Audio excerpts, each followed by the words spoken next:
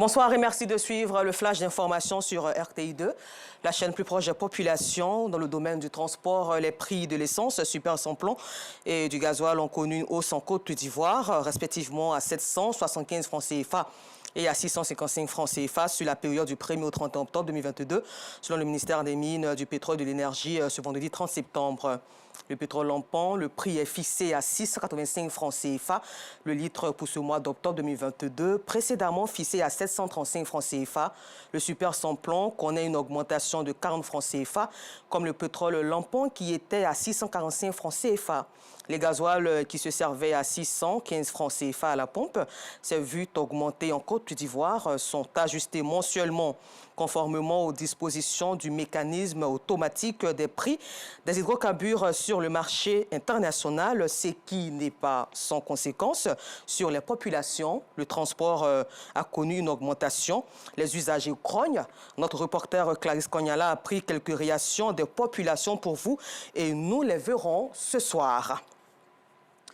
Au chapitre éducation, l'hymne national, l'un des premiers symboles de l'État de Côte d'Ivoire, donc de notre souveraineté.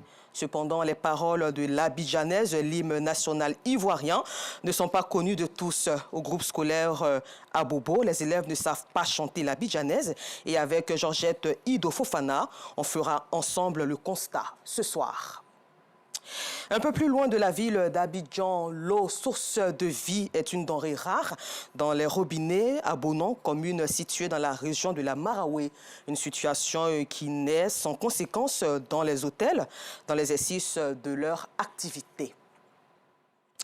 En sport, la deuxième édition du tournoi de la paix initié par l'association des jeunes dynamiques pour le progrès de la commune d'Abobo a connu son apothéose ce dimanche 2 octobre. Une finale qui a donc opposé l'équipe d'Anador Football Club à celle de l'Alliance Football Club d'Abobo.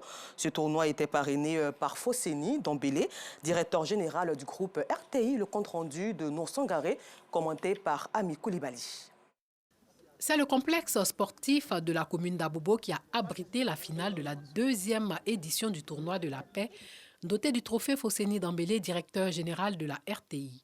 Un tournoi initié par l'Association des jeunes dynamiques pour le progrès d'Abobo. La paix est indispensable à tout développement et donc nous devrons faire en sorte, dans l'ensemble des Ivoiriens, d'avoir cette fraternité-là pour ne pas qu'on s'entre-déchire pour des causes politiques.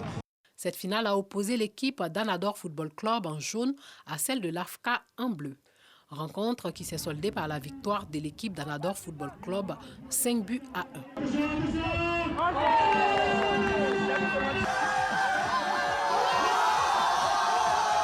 Merci aux dirigeants qui nous ont permis de participer à ce tournoi.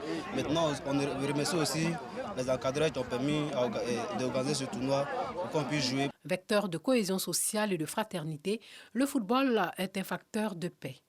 Parga Sorokone, représentant le directeur général de la RTI, parrain du tournoi, a témoigné sa gratitude aux organisateurs pour l'initiative. Là où on parle de paix, de solidarité, Dambélé Fosseni, directeur général de la RTI, associe toujours son image.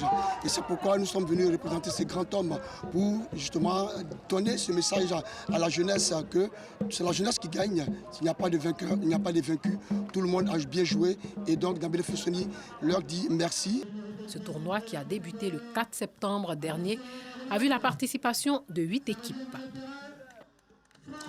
Ailleurs dans le monde, au Burkina Faso voisin, la visite d'une délégation de la communauté économique des États d'Afrique de l'Ouest, CEDEAO, avait été annoncée pour ce lundi par l'organisation régionale, mais elle a été reportée à mardi pour, selon des sources au ministère des Affaires étrangères et à la présidence du pays des hommes intègres, report confirmé par un diplomate de la CEDEAO qui a évoqué des raisons logistiques.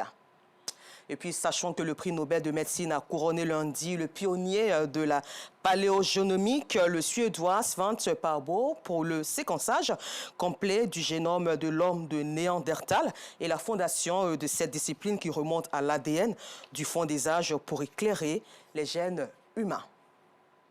Rendez-vous tout à l'heure, 19h30 sur RTI2, la chaîne plus proche de la population.